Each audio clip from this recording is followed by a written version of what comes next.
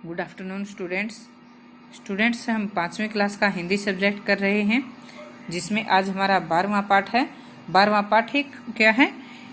किरात अर्जुन का युद्ध। ये एक कहानी है, पौराणिक कथा का ही एक हिस्सा है। किरात अर्जुन का युद्ध। किरात मतलब शिकारी। किरात का क्या अर्थ होता है? शिकारी का अर्जुन के साथ युद्ध। तो इस कहानी को पढ़ने से पहले इससे जुड़ी हुई इसकी जो पृष्ठभूमि है ये मैं आपको बताती हूँ। बच्चों, आपने सुना ही होगा कि पांडवों और कौरवों के बीच जो दूत क्रीड़ा हुई थी, युधिष्ठिर उस दूत क्रीड़ा में हार गए थे और दूत क्रीड़ा में हार कर उन्होंने अपना राज्य इंद्रप्रस्थ भी गंवा दिया था। खेल की शर्त के मुताबिक पांडवों को 12 वर्ष का वनवास और 1 वर्ष का अज्ञातवास मिला था। तो इस 12 वर्ष के वनवास के दौरान पांडव युद्ध की तैयारी में जुट गए थे, क्योंकि वनवास के बाद वे फिर से अपना राज्य पाना चाहते थे और वे जानते थे कि कौरव इस प्रकार से आसानी से उनको उनका राज्य, उनका अधिकार नहीं देंगे। तो कौरवों से वे युद्ध की तैयारी में जुट गए थे और युद्ध के लिए वे अपनी शक्ति, अपनी ताकत को बढ़ाने के लिए अनेक प्रकार के अस्त्र शस्त्र इकट्ठे करने में लग गए थे। तो इसी प्रकार से अर्जुन भी अपने अस्त्रों को दिव्यास्त्र प्राप्त करने के लिए जैसे तपस्या कर रहे थे। तो यहाँ पर अर्जुन पशुपति नामक दिव्यास्त्र पाना चाहते थे। पशुपति नामक दिव्यास्त्र जो कि भगवान शिव के पास है, और इसे पाने के लिए भगवान शिव को प्रसन्न करना पड़ता है। तो इसी उपलक्ष्य में जो पांडव अर्जुन थे, ये वन में जाकर तपस्या करने लगे। तो वनवास के मध्य पांडव जो अपनी ताकत बढ़ाने में लगे थे, पशुपति नामक जो दिव्यास्त्र पाने के लिए भगवान शिव की तपस्या करने लगे। तो एक दिन उनकी तपस्या को जानने के लिए, उनकी परीक्षा लेने के लिए भगवान शिव स्वयं एक शिकारी के भेष में आए। तो एक रोज जब वे भगवान शिव की जैसे आराधना में, तपस्या में लीन थे, तो तभी एक भयानक सुगर गुजरता हुआ उधर से निकला। सुकर मतलब एक भयानक सुकर। सुकर मतलब सुअर। सुकर का क्या अर्थ होता है? सुअर। तो एक भयानक सुअर जो है उधर अर्जुन के सामने से गर्जना करता हुआ निकला। तो इस सुअर की गर्जना से अर्जुन की तपस्या भंग हुई, उनका ध्यान भंग हुआ। तो अर्जुन ने अपना बाण उस सुअर पर चला दिया।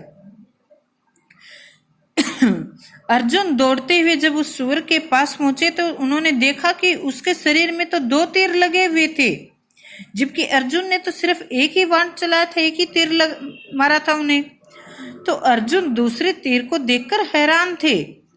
अर्जुन ने ज्यों ही तीर निकालने के लिए अपना हाथ आगे बढ़ाया तो पीछे से आवाज आई, सावधान तपस्वी, सावधान तपस्वी, उसे हाथ मत लगाना, वह मेरा शिकार है। अर्जुन ने देखा कि वहां एक जंगली किरात धनुष बाण लिए हुए दौड़ा चला आ रहा था। किरात का मतलब क्या होता है? शिकारी।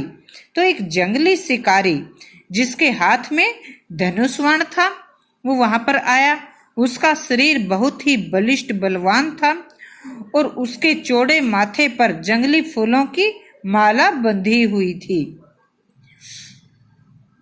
उसके शरीर पर मरग चरम था। मरग चरम मतलब मरग, हिरण की जो चरम होते हैं ना, हिरण की खाल से बना हुआ वस्त्र, जैसे कि चित्र में दिखाई दे रहा है, हिरण की खाल से बना हुआ वस्त्र उस शिकारी के शरीर पर था। अर्जुन ने कहा कि इसका शिकार तो मैंने किया है। जिस समय मैंने इसे देखा था तब उसके शरीर पर कोई बाण नहीं लगा था, इसलिए पहले इसको मैंने मारा है, मैंने इस पर अपना पहला बाण छोड़ा है।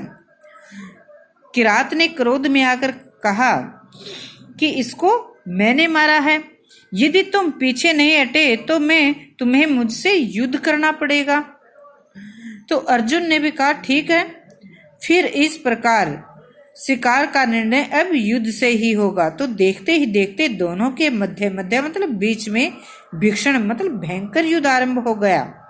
वाण पर वाण चलते रहे, एक भी वाण किसी के शरीर को छू भी नहीं पाया, क्योंकि दोनों ही बहुत अच्छे धनुर्धर थे, धनु विद्या में श्रेष्ठ थे।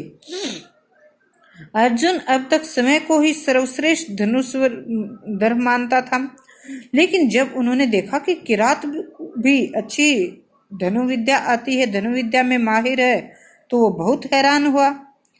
तो इस प्रकार से दोनों के बीच जो युद्ध चलता रहा लंबे समय तक, कई घंटों तक युद्ध करने के बाद अर्जुन थकान अनुभव करने लगा, क्योंकि उनके सामने किरात के वेश में स्वयं भगवान शिव थे। किससे युद्ध कर रहा था? शिव से, तो थकना तो था ही। तो जब अर्जुन थकान अनुभव करने लगा तो अर्जुन ने क्या कहा कि हे किरात, तुमसे मैं मल्लयुद्ध करना चाहता हूँ। मल्लयुद्ध मतलब कुश्ती, मल्लयुद्ध करना चाहता हूँ। इतना सुनकर किरात ने भी अपने धनुष्वान रख दिए और दोनों पहलवानों की तरह चक्र काटते हुए पत्रे भरने लगे, एक दूसरे को चित करने लगे। कभी कोई पटकनी देता तो कभी दूसरा। किरात उम्मीद से भी बहुत अधिक शक्तिशाली था। अर्जुन ने सोचा नहीं था कि इतना ताकतवर होगा।